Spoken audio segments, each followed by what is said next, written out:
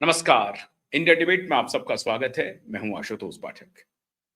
मित्रों, आज एक बहुत ही दुखद खबर आई है, जिस खबर पे आज हम बात करने की कोशिश करेंगे। हालांकि वो पूरी तरह से राजनीतिक भी नहीं है और संपूर्ण गैर राजनीतिक भी नहीं है, बीच का विषय है। और दुखद खबर ये है, उत्तर प्रदेश से है वो खबर। उत्तर प्रदेश में मुलायम सिंह यादव की दूसरी पत्नी साधना गुप्ता के पुत्र प्रतीक यादव अब इस दुनिया में नहीं रहे। महज 38 साल की उम्र में उनकी मौत हो गई। आज सुबह सुबह निधन की खबर है। सबसे महत्वपूर्ण बात यह है मित्रों कि प्रतीक पूरी तरह से फिजिकली फिट थे, और खुद ही फिट ही नहीं थे बल्कि एक प्रकार से समाज में फिटनेस को बढ़ाने के लिए काम भी कर रहे थे और फिटनेस के बिजनेस में थे। उनके फ्लीट ऑफ जिम्स हैं। जिम का बड़ा बिजनेस है उनका। एक है या दो है, लेकिन लोग कहते हैं कि कई जिम हैं उनके, कई शहरों में हैं। कई शहरों में उन्होंने निवेश किया होगा प्रतीक ने, और पूरी तरह से खुद भी स्वस्थ थे, पूरी तरह से फिट थे। 38 वर्ष की उनकी महज उम्र है। अखिलेश यादव के वो स्टेप ब्रदर हुए, छोटे भाई हुए और स्टेप ब्रदर हुए। अब उनका निधन हो गया। हर तरफ यही चर्चा चल रही है कि आखिर ये मौत हुई कैसे। अभी तक हालांकि कोई इसकी आधिकारिक पुष्टि नहीं हो पाई है कि उनकी मौत की वजह क्या है।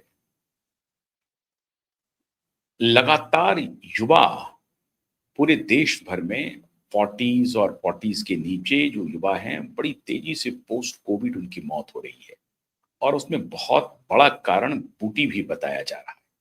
हो सकता है कि बूटी भी उसका एक कारण हो, लेकिन कहा यह जा रहा है कि प्रतीक पारिवारिक रूप से काफी विचलित थे और सीवियर स्ट्रेस में थे। और प्रतीक की अपनी पत्नी से अनबन चल रही थी। उनकी पत्नी अपर्णा यादव हैं, आपको मालूम होगा। पहले वो समाजवादी पार्टी के नेता थी। उन्होंने समाजवादी पार्टी को छोड़ दिया, भारतीय जनता पार्टी को ज्वाइन किया। आजकल वो किसी एक पद पर हैं, जो सरकारी पद है, किसी कमेटी की वो चेयरमैन है। अब भारतीय जनता पार्टी के चुनाव पर उन्होंने टिकट पे चुनाव भी लड़ा था, हालांकि वो हार गई। लेकिन अभी वो भारतीय जनता पार्टी में एक्टिव हैं, बहुत पॉपुलर हैं। उनकी टिप्पणी भी आती रहती है मीडिया में, आपने सुना होगा। कहा जा रहा है कि प्रतीक की अपने पत्नी से ठीक ठाक रिश्ते नहीं थे और उसके कारण वो काफी स्ट्रेस में थे। केवल प्रतीक का अपनी पत्नी से ठीक रिश्ता था या नहीं था, वो एक कारण बना, या प्रतीक बचपन से ही अपनी पहचान को लेकर के स्ट्रगल कर रहे थे।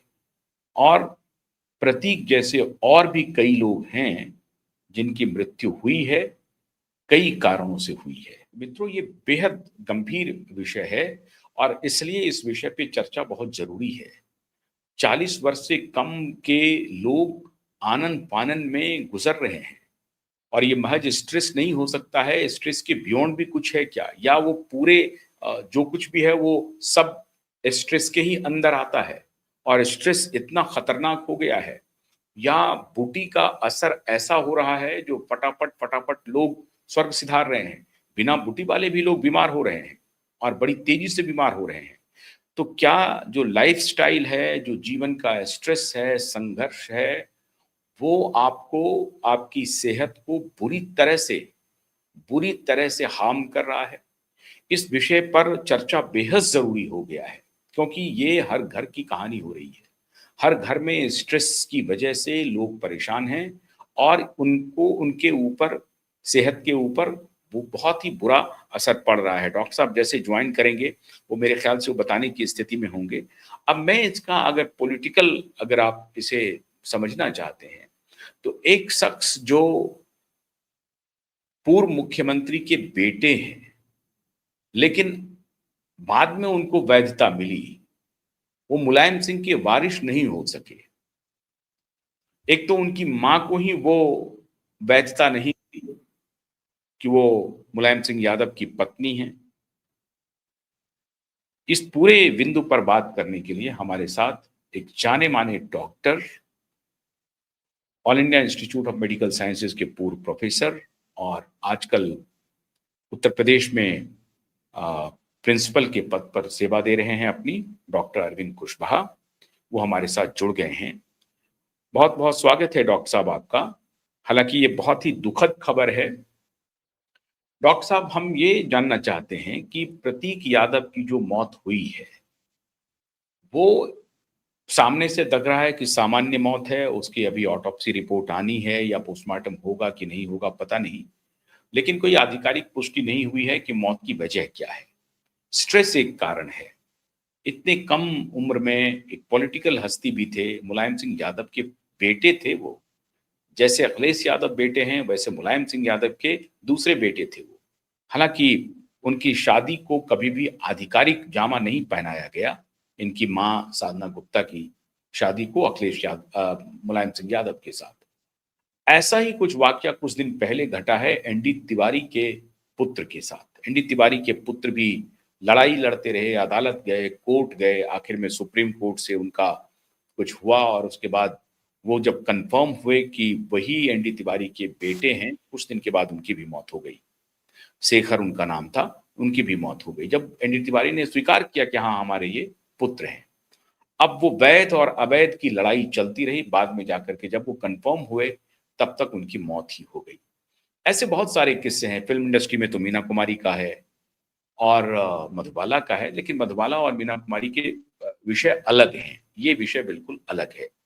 डॉक्टर साहब, आपको क्या लगता है कि ये महज स्ट्रेस की वजह से हुई है मौत, या और भी पहचान का कोई संकट है, या बदनामी का कोई डर है? पत्नी इन्फ्लुएंस कर रही थी, पत्नी एम्बिशस थी, इतने बड़े पॉलिटिकल घराने से वो ताल्लुक रखते हैं, उत्तर प्रदेश के मुखिया रहे, मंत्री रहे, केंद्र में मंत्री रहे, रक्षा मंत्री रहे मुलायम सिंह यादव, उनके बेटे हैं, लेकिन अखिलेश यादव जैसी उनकी पहचान नहीं बन पा रही है। क्या चल रहा होगा और इसका मेडिकल रिलेशन क्या हो सकता है डॉक्टर साहब? देखिए, सर्वप्रथम तो जो अभी हमको खबर मिली है, ये जो जिसकी हम बात कर रहे हैं, प्रतीक यादव जी, जो इस दुनिया में नहीं रहे, उनकी दिवंगत आत्मा को हम लोग उनको शांति प्राप्त हो, इसके लिए हम लोग सब प्रार्थना करते हैं। सबसे पहले तो ये।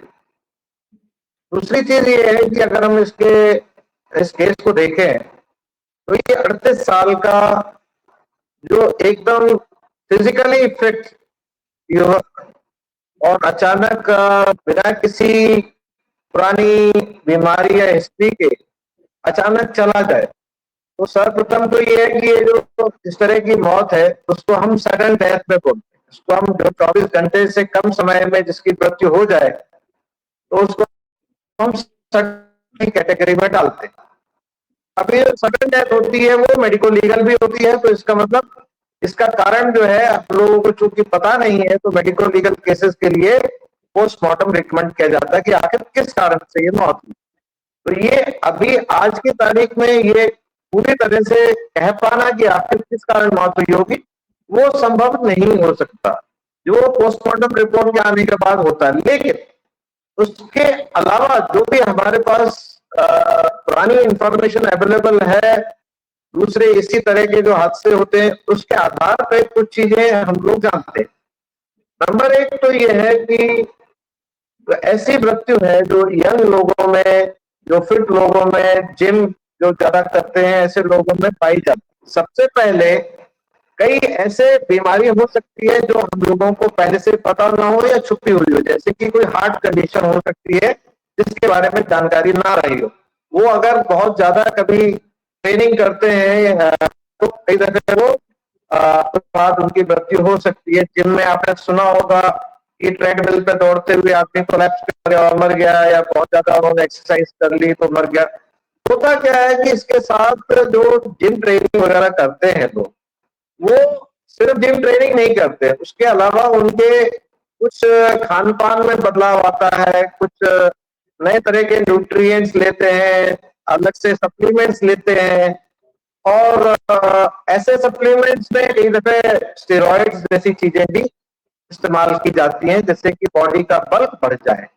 तो ये सब जो किया जाता है वो अंततः आपके शरीर को वैसा दिखाने में मदद तो करता है, लेकिन कहीं ना कहीं आपके शरीर को नुकसान, दूरगामी परिणाम जो है इसके भुगतने पड़ते हैं और इससे नुकसान होने का खतरा होता है। जैसे कि प्रोटीन्स लेते हैं, स्टेरॉइड्स वगैरह लेते हैं, इससे कई दफे नुकसान होने का खतरा होता है। इसके अलावा आप ओवर एक्सर्ट करते हैं अगर कभी, यानी कि जरूरत से ज्यादा आपने जिम का या ट्रेनिंग किया या कहीं आपने दौड़ ट्रेडमिल वगैरह किया, उसमें भी कई दफे आदमी, कई लोग जो है ओवर एक्सर्शन में भी चले जाते हैं और उससे भी कई दफे मौतें हो जाती हैं। बट अब हम आते हैं कि आखिर ये जो जिम का क्रेज है, इसके पीछे क्या मानसिकता है और क्या इसके पीछे, एक तो होता है कि हम फिटनेस को हम जोड़ते हैं कि हमारा शरीर कैसा दिखता है। तो ये जो शरीर कैसा दिखता है, फिजिकल अपीयरेंस, जो कि हम जिम के द्वारा उसको हम मॉडिफाई करते हैं, अच्छा करते हैं, वो उसका एम फिटनेस तो होता है, पर उससे ज्यादा बड़ा एम होता है कैसा दिखते हैं, हमारा शरीर कैसा दिखता है। तो ऐसे टाइम में ये देखा जाता है कि फिटनेस का इससे कहीं दूर दूर तक वास्ता नहीं है। कहने का मतलब ये है कि कई लोग जो है फिटनेस को उस तरह से समझ नहीं पाते जैसे हमें समझना चाहिए। अगर जैसे मैं आपको और सहज शब्दों में, सरल शब्दों में आपको बताना चाहूँ, तो जो व्यक्ति जिम में बहुत अच्छी ट्रेनिंग कर रहा है, वेट उठा रहा है, सब कुछ कर रहा है, लेकिन अगर आप उसे बोलिए कि 5 किलोमीटर या 10 किलोमीटर आप दौड़ के आ जाइए, तो शायद वो ना कर पाए। बाहर दौड़ के आ जाइए, आप कहीं मैराथन दौड़ लीजिए, इस तरह की चीज वो नहीं कर पाएगा। दूसरी चीज ये है कि फिटनेस का जो एक दायरा है वो बहुत सीमित करके हमने शारीरिक रूप से फिटनेस को ही मान लिया है, जबकि फिटनेस का जो दायरा है वो शारीरिक से कहीं ज्यादा मानसिक फिटनेस बहुत ज्यादा जरूरी है, और ये मानसिक फिटनेस को हम लोग इग्नोर कर देते हैं। अब अगर आप इस केस को देखेंगे, जैसे कि ये प्रतीक जी जो थे, वो इसी इंडस्ट्री में ही काम कर रहे थे, आप देखेंगे तो उनका पॉलिटिक्स में बहुत ज्यादा दखल नहीं था, लेकिन वो फिटनेस इंडस्ट्री में अपना बिजनेस कर रहे थे और फिटनेस का कई शायद वो चलाते भी थे, यहाँ पे कुछ फिटनेस के जो कह लीजिए जिम्स थे या वो चलाते थे, तो फिटनेस प्लैनेट करके शायद उसका नाम था। लेकिन आप देखेंगे तो इनकी जिंदगी में स्ट्रेसर्स बहुत ज्यादा थे। अगर आप इनका पूरा हिस्ट्री देखेंगे लाइफ का अभी तक का, तो उसमें स्ट्रेसर शुरुआत से ही है। यानी कि आपकी जो आइडेंटिटी है जब आप पैदा हुए हैं, वहां से स्ट्रेस शुरू हो। आप जैसे कि सिंह के दूसरे पत्नी के बेटे थे, तो वो एक फैमिली का एक अलग स्ट्रेस होता है। आपकी आइडेंटिटी सौतेले हैं या कहते हैं, वो एक जो है शुरुआत से ही आपके साथ लग जाता है। दूसरा स्ट्रेस, अब ये क्या होता है, लाइफ चेंजिंग इवेंट होते हैं। बर्थ होता है वो लाइफ चेंज इवेंट होता है, यानी बहुत बड़ा जो है एक स्ट्रेसर कह सकते हैं वो होता है कि आप जन्म कहाँ लेते हैं, किस हालात में लेते हैं और उसके साथ क्या क्या चीजें जो। अगला जो स्ट्रेसर होता है वो क्या होता है, मैरिज। बहुत बड़ा, यानी कि जैसे हम लाइफ चेंज इवेंट बोलते हैं, हमारे यहाँ एक चीज होती है जिसे हम बोलते हैं लाइफ चेंज इवेंट, यानी कि ऐसा जिससे आपकी जिंदगी बदल जाए। तो जिंदगी बदल जाने में एक होता है आप क्या काम कर रहे हैं, कहाँ शादी हुई है, आपके रिश्ते कैसे चल रहे हैं, ये सब लाइफ चेंज इवेंट्स में आते हैं। तो ऐसे अगर हम देखें इस केस को जरा गौर से देखें, तो इनकी जो शादी हुई है उसके शादी में भी कुछ समस्याएं चल रही थी। आपने सुना था कि बीच में शायद डिवोर्स के कुछ केसेस आए थे, डिवोर्स का कुछ खबर आया था, फिर बाद में कुछ आया कि नहीं सब ठीक है। तो और आप ये भी देखेंगे कि इनकी जो थोड़ा बहुत भी जो अवेलेबल इंफॉर्मेशन है, उसमें ये भी निकल के आया कि इनको कोई लंग की कोई समस्या थी, जिसके चलते शायद ये कहीं दिखा रहे थे या कहीं एडमिट रहे थे, और उस लंग की कंडीशन का एग्जैक्टली मुझे डॉक्यूमेंट्स नहीं पता है, मुझे देखा नहीं है, लेकिन शायद ऐसा आभास लगता है, जो भी अवेलेबल इंफॉर्मेशन है, कि शायद कोई लंग्स में क्लॉटिंग या पल्मोनरी एम्बोलिज्म आप जिसे बोलते हैं, उसको ऐसा कुछ कहा गया। तो पल्मोनरी एम्बोलिज्म अपने आप में एक बहुत ही सीरियस कंडीशन, वो अपने आप में इतनी सीरियस है कि कई जगह उससे भी मौत हो सकती है। तो क्या ये वो कंडीशन थी या नहीं थी, कितनी हम लोगों को पता नहीं है क्योंकि हमारे पास डॉक्यूमेंट नहीं है। लेकिन अगर वो थी तो उसके पीछे क्या कारण रहा, कैसे प्रेसिपिटेट हुई। पल्मोनरी एम्बोलिज्म कोई नॉर्मल कंडीशन तो है नहीं जो हर एक किसी आदमी में मिल जाए। पल्मोनरी एम्बोलिज्म बहुत ही रेयर एक तरह का इवेंट होता है, और इसमें जो है आपकी जो लंग्स में जाने वाली जो नसें होती हैं जिससे खून सप्लाई होता है उसके अंदर थक्के जम जाते हैं। तो आपका जो है अगर पल्मोनरी एम्बोलिज्म हो जाएगा तो लंग्स फंक्शन नहीं कर पाते हैं जैसे, और कई जगह आपकी मौत भी हो सकती है। तो ये ऐसा डॉक्टर साहब, क्या ये ये मानसिक बीमारी ज्यादा है आपको इस डेथ में? आपको जो किसी ऑर्गन के फेलियर होने की बात या उसमें कोई परेशानी की बात, डिफेक्ट होने की बात तो अलग है, लेकिन जो इनका हिस्ट्री है, जो पारिवारिक हिस्ट्री है और जो स्ट्रगल चल रहा है वाइफ के साथ, पहले जो इनका स्ट्रगल चला आइडेंटिटी का, और अभी जो अखिलेश जी का ट्वीट आया है, वो भी दो शब्द का बहुत ही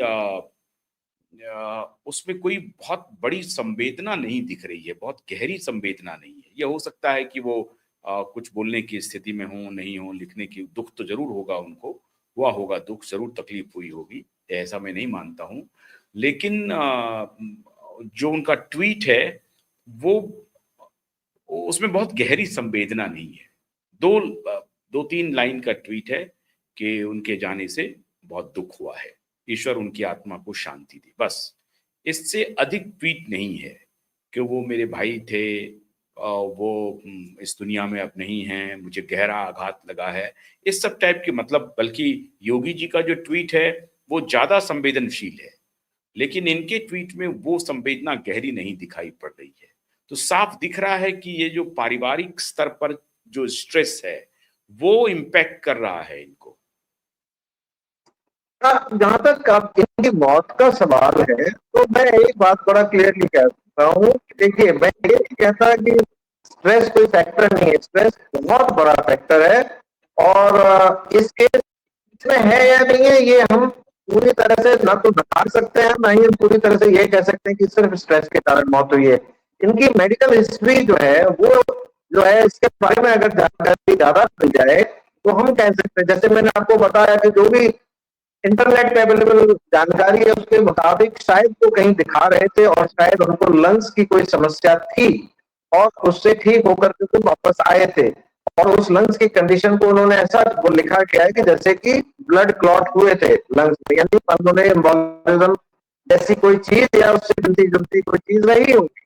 वो अपने आप में ही एक बहुत बड़ी कंडीशन है जिससे मृत्यु हो सकती है, पहली बात। लेकिन हाँ, अगर आप कह रहे हैं कि जो स्ट्रेसर्स हैं वो तो हमको सर्वे देते हैं कि इनकी लाइफ में बहुत बड़े बड़े स्ट्रेसर्स थे। स्ट्रेसर अपने आप में भी काफी होते हैं कई बार मृत्यु को करने के लिए। इस केस में है या नहीं है इस पे कहना उचित नहीं होगा, लेकिन मैं आपको एक छोटा सा उदाहरण पेश करूंगा जिससे कि मैं आपको बता सकता हूं कि कैसे स्ट्रेसर अपने आप में किसी की मृत्यु का कारण बन सकते हैं। मेरे ही एक बहुत गहरे मित्र थे। हाँ, उनकी उम्र जो है वो कहीं ज्यादा थी, तकरीबन 56 साल रही होगी या 57 साल रही होगी जब मैं उनसे मिला था। उसके 1-1.5 साल बाद हमको पता लगा कि वो नहीं रहे। अब हमने पूछा, क्योंकि मैं उनको आदमी को जानता था और उनके साथ रोज मिलता था, तो मैं हमेशा मजाक मजाक में बोलता था जिस तरह की उनकी जीवन शैली थी, जिस तरह की उनकी जीवन शैली थी उस हिसाब से मैं बोलता था। मैंने कहा सर आप जो है ना 120 साल से पहले तो जा नहीं सकते, आप रामदेव बाबा के बाप हो, इस तरह से मैं उनको कहता था। क्योंकि वो बहुत अच्छा जीवन जीते थे, सुबह उठ करके अपना दौड़ने जाना, अपना योगा करना, प्राणायाम करना, नॉन वेज नहीं खाना, शराब नहीं पीना या कोई सिगरेट नहीं पीना, और बहुत ही मतलब अपनी उम्र के हिसाब से 56 साल का होने के बाद भी वो 26 साल के किसी जवान को आराम से टक्कर दे सकते। तो ये उनकी जीवन शैली। तो मैंने कहा आपका तो ऐसा लग रहा है आपने 100-150 साल का हिसाब किताब बना रखा है, तो हम लोग आपस में मजाक करते। तो ये पता लगा कि बाद में कि वो दिल्ली में जब थे तो अपना वो रिटायरमेंट से पहले की बात है, 58 के पूरे नहीं हुए थे, तो वो अचानक खबर आई कि वो अपने ऑफिस में लंच करने के बाद कोलैप्स हो गए और वो हार्ट अटैक से खत्म हो। अब ये कह पाना कि हार्ट अटैक इस आदमी को हो कैसे सकता है, ये हम लोग समझ नहीं पाए। तो जब पूरी कहानी पता लगी तब समझ में आया कि स्ट्रेसर्स कितनी बड़ी रोल कर सकते हैं, वो प्रेसिपिटेट कर सकते हैं इस तरह के सिम्टम्स को। उनका क्या हुआ कि उनका भी कुछ ऐसा ही किस्सा था कि उनकी एक शादी हुई थी और फिर दूसरी शादी भी कुछ हुई थी, तो पहली शादी से भी बच्चे थे और शायद दूसरी शादी से भी कुछ एक आध बच्चा था। और जब वो रिटायरमेंट के नजदीक थे तो कुछ बातचीत को लेकर के घर में कुछ डिस्कशन हुए थे रात में, और वो डिस्कशन कुछ अनप्लेजेंट रहे होंगे या अच्छे नहीं रहे होंगे, जिससे उनके दिमाग पर बहुत गहरा आघात लगा और वो उसी टाइम में उनको थोड़ी बहुत तकलीफ हुई तो उन्होंने इग्नोर करी। इग्नोर करके वो अपना रात को सोने चले गए, यानी कि एक थोड़ा सा इंडिकेशन मिला कि कुछ हार्ट अटैक जैसा चीज है, लेकिन डॉक्टर साहब आप ये कह रहे हैं कि फ्रिक्शन ऑफ सेकंड में कोई भी बात आपको इम्पेक्ट कर सकती है। अभी जैसे हाँ हाँ संजय कपूर की बिल्कुल मौत हुई है। संजय बिल्कुल कपूर की, बिल्कुल अब वो हॉर्स राइडिंग कर रहे थे, वो घुड़सवारी कर रहे थे और वो पोलो खेल रहे थे बजाबता, और उसमें लोगों ने जी। कहा कि मधुमक्खी निगल लिया और ये हो गया वो हो गया, नहीं देखिए मधुमक्खी की कारण वजह। मैं आपको बताता हूँ, मैं लेकिन कंडीशन उसका भी बताता हूँ, स्ट्रेस का बहुत बड़ा कारण था, 3-3 मैं शादियां आपको थी। बताता और हूँ होता क्या हम्म, है। होता क्या है, स्ट्रेस जो होता है वो दो चीजें करता है। पहली मात्र स्पैज्म से अटैक आ जाते हैं या उसके कारण हार्ट अटैक के कारण आपका जो हार्ट है वो रिदम उसका खराब हो जाता है, जिसे हम बोलते हैं एरिथमिया। तो उसका रिदम खराब हो जाता है, इलेक्ट्रिकल फेलियर है वो भी हो सकता है। तो इस दौरान जो है मृत्यु हो जाती है और पोस्टमार्टम में कई बार कोई फाइंडिंग नहीं मिलती है।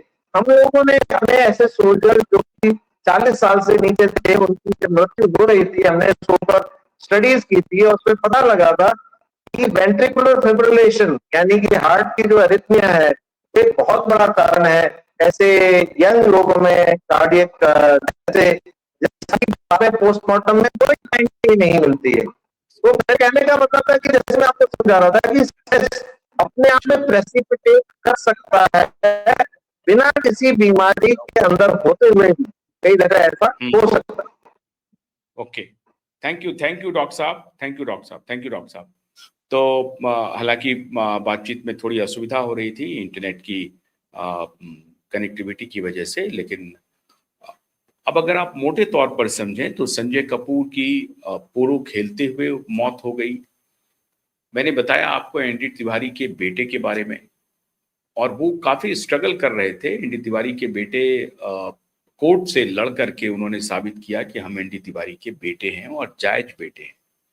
और संघर्ष के बाद सब कुछ ठीक चल रहा था, एकाएक एक दिन खबर आई कि उनका निधन हो गया।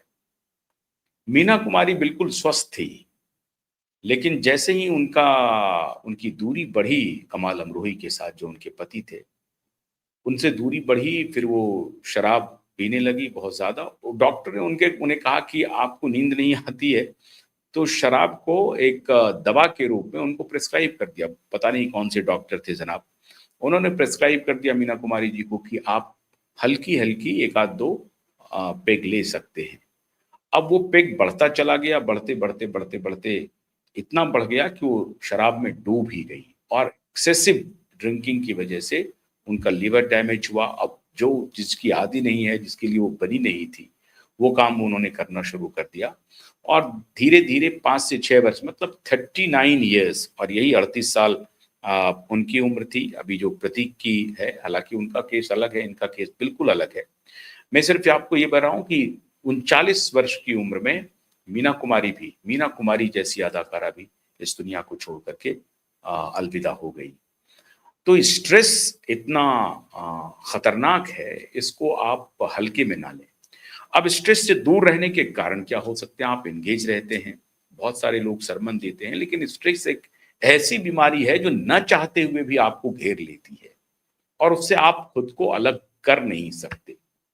ये सबसे बड़ी समस्या है, और खास तौर से यंग जनरेशन में ये बहुत ज्यादा परकुलेट करते जा रहा है, तेजी से बढ़ रहा है। और शहरी जीवन शैली और भी आपको स्ट्रेस में डाल रहा है। गांव में भी स्ट्रेस हो रहा है, ऐसा नहीं है कि ग्रामीण इलाके में स्ट्रेस नहीं हो रहे हैं, ग्रामीण इलाके में भी स्ट्रेस हो रहे हैं। लेकिन प्रतीक यादव की जो मृत्यु है वो अपने आप में निश्चित रूप से एक ऑर्गन के फेल्योर या किसी और बीमारी का लक्षण हो, वो अलग विषय है, वो अभी कंफर्म होगा।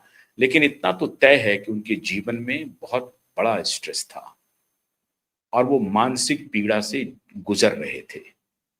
और वो पीड़ा सबसे पहले बचपन से ही शुरू हो गई होगी। पहले तो पहचान का संकट उन्हें परेशान कर रहा होगा, और अब मृत्यु के बाद भी देखिए अखिलेश जी का जो ट्वीट है, मैं इस पर अपनी कोई प्रतिक्रिया देना नहीं चाहता, लेकिन जो ट्वीट है बहुत ही कोल्ड ट्वीट है। एक भाई हैं, वो भले ही स्टेप ब्रदर हो, लेकिन उनके पिता के ही पुत्र हैं वो। उनको वैधता समाज ने नहीं दी, लेकिन वो अब गुजर गए हैं। उसके बाद भी जो उनका ट्वीट है वो इतना कोल्ड ट्वीट है जिस पर चर्चा होनी चाहिए। 2 शब्द का ट्वीट है उनका। हो सकता है कि अथाह पीड़ा में हो, इसलिए वो इस तरह की प्रतिक्रिया देने से बच रहे हों। अब ये ट्वीट उन्होंने खुद किया है या उनकी टीम ने किया है? और अगर उनकी टीम ने किया है तो उनकी टीम को क्या यही संदेश होगा कि भाई 2 लाइन का ट्वीट दे दो? या ट्वीट अगर कुछ ज्यादा हो जाता तो ट्वीट करने वाले शख्स हैं उनके ऊपर कार्रवाई हो जाती। अब मुझे नहीं मालूम अब इसमें सच्चाई क्या है। मैं तो मानता हूं कि एक व्यक्ति की मृत्यु हुई है, और वो अगर दूर से ही सही उनसे रिलेटेड हों तो निश्चित रूप से उनको एक गहरी संवेदना व्यक्त करनी चाहिए, जैसा कि योगी आदित्यनाथ के ट्वीट में है। उन्होंने लिखा है कि पद्मश्री मुलायम सिंह यादव जी के पुत्र, मुलायम सिंह यादव जी के पुत्र कहकर के उन्होंने संबोधित किया। ये देखिए ट्वीट में लिखा हुआ है, और मैं इस उनके पूरे ट्वीट को पढ़ ही देता हूं, आप पूरी तरह से समझ जाएंगे। ये उत्तर प्रदेश के पूर्व मुख्यमंत्री पद्म भूषण, मैंने विभूषण विभूषण कह दिया था, पद्म विभूषण स्वर्गीय मुलायम सिंह यादव जी के पुत्र एवं उत्तर प्रदेश राज्य महिला आयोग की उपाध्यक्ष श्रीमती अपर्णा यादव जी के पति श्री प्रतीक यादव जी का आकस्मिक निधन अत्यंत दुखद है। विनम्र श्रद्धांजलि। मेरी संवेदनाएं शोक संतप्त परिजनों के साथ हैं। प्रभु श्री राम से प्रार्थना है कि दिवंगत आत्मा को सद्गति एवं शोकाकुल परिजनों को यह अथाह दुख सहन करने की शक्ति प्रदान करे। अब इस तरह से संवेदना व्यक्त की जाती है। ये है मर्यादित संवेदना जो शोकाकुल परिवार के लिए मुख्यमंत्री योगी आदित्यनाथ ने व्यक्त की है। लेकिन अगर आप अखिलेश जी का ट्वीट देखेंगे तो वो तो बहुत ही, आप देखिए अखिलेश जी का भी ट्वीट मैं आपको पढ़ के सुना देता हूं। ऐसा नहीं है कि मैं अपने तरफ से कुछ बोल रहा हूं। आप देखिए अखिलेश जी का जो ट्वीट है वो श्री प्रतीक यादव जी का निधन अत्यंत दुखद, ईश्वर दिवंगत आत्मा को शांति प्रदान करे, विनम्र श्रद्धांजलि। अब ये हो सकता है कि वो अथाह दुख में हो, अथाह पीड़ा में हो, इसलिए वो लिखने की स्थिति में नहीं हो। लेकिन श्री प्रतीक यादव जी का निधन अत्यंत दुखद, ईश्वर दिवंगत आत्मा को शांति प्रदान करे। हालांकि इतने से भी बात बन जाती है। मैं ये नहीं कोई मैं इस पर कोई बाल का खाल नहीं निकाल रहा हूं, निकालना भी नहीं चाहिए। लेकिन ऐसा लगता है इससे उनके स्ट्रेस को समझने में आपको आसानी होगी। मुलायम सिंह यादव के वो पुत्र थे, लेकिन उनको पुत्र का अधिकार नहीं था। मुलायम सिंह यादव के वारिस अगर हुए तो अखिलेश यादव हुए। अब ये जो सामाजिक पीड़ा है जिसको वो अपने अंदर झेल रहे थे, उसे तो कोई भी ऑर्गन फेल कर सकता है। और इसलिए मैंने आपको बताया कि एनडी तिवारी के पुत्र अदालत में जाकर के आखिर में डीएनए टेस्ट करवा करके, डीएनए टेस्ट से गुजरना पड़ा। एनडी तिवारी तैयार नहीं थे। अदालत में उन्होंने अर्जी दी, अदालत ने कहा कि नहीं आपको डीएनए टेस्ट करवाना पड़ेगा, डीएनए टेस्ट से गुजरना पड़ेगा एनडी तिवारी को। और उसके बाद जब फाइनल हो गया कि नहीं नहीं यही आपके पुत्र हैं, डीएनए के बाद फिर एनडी तिवारी ने स्वीकार भी कर लिया कि हाँ यही हमारे पुत्र हैं। अब उस शख्स का जो खुद एक वो अपने पिता को ढूंढ रहा हो और पिता पहले नकार रहा हो कि हम तुम्हारे पिता नहीं हैं, और बाद में अदालती हस्तक्षेप के बाद, मेडिकल साइंस के हस्तक्षेप के बाद कंफर्म हो कि यही हमारा पिता है, तो उस व्यक्ति के जहन में क्या चल रहा होगा? अब इसको कौन सा मेडिकल साइंस पकड़ेगा? कौन सा साइकोलॉजी की किताब इसका अध्ययन करेगी? हालांकि ऐसी भी बहुत सारी प्रेरणाएं हैं पूरी दुनिया भर में, वैसे वेस्ट में इसकी प्रेरणा ज्यादा मिलेंगी आपको। ऐसी विपरीत परिस्थिति के जो बच्चे होते हैं वो एक्स्ट्रा ऑर्डिनरी हो जाते हैं, जैसे स्टीव जॉब्स का माता कौन पिता कौन ये पता ही नहीं चला। जब चला तो उन्होंने कहा कि हम इसे किसी को देंगे, पढ़ाई लिखाई करने वाले को। तो फिर जो उनके माता पिता बने, उनके साथ वो रहे, जैसे तैसे जिंदगी गई, लेकिन स्टीव जॉब बन गए। अब प्रतीक यादव तो स्टीव जॉब हो नहीं सकते हैं, या एनडी तिवारी के बेटे भी स्टीव जॉब बनने की कोई कोशिश नहीं की। तो वेस्ट में इस तरह की बहुत सारी घटनाएं हैं जो ऐसी विपरीत परिस्थिति में खुद को चट्टानी एक हौसला के साथ वो आगे बढ़ जाते हैं और फिर वो सिकंदर बनते हैं। वो दुनिया में अपना नाम दर्ज करा जाता है। हालांकि स्टीव जॉब की भी बहुत लंबी आयु नहीं रही, वो भी एक स्ट्रेस का कारण हुआ, अंततः वो कैंसर से ही गुजरे, और वो भी 60s के पहले ही गुजर गए, 50, 52, 55 के होंगे। तो इस उम्र में उनका भी पीछा नहीं छोड़ा स्ट्रेस, लेकिन फिर भी उन्होंने स्ट्रेस को मात दी। बहुत सारे, अब नील आर्मस्ट्रांग हैं जो साइकिलिस्ट हैं, वो तो दोनों पैर से असक्त थे, लेकिन उसके बाद उन्होंने पारा ओलंपिक में साइकिलिंग की, सब कुछ किया उन्होंने। तो ऐसे भी बहुत सारे एग्जाम्पल हैं, लेकिन प्रतीक का जाना निश्चित रूप से दुखद है, हमारी भी संवेदना है। हम विनम्र श्रद्धांजलि अर्पित करते हैं। ईश्वर न करे कि किसी को जीवन में इस तरह के पहचान के संकट से गुजरना पड़े। बहुत बहुत शुक्रिया। नमस्कार।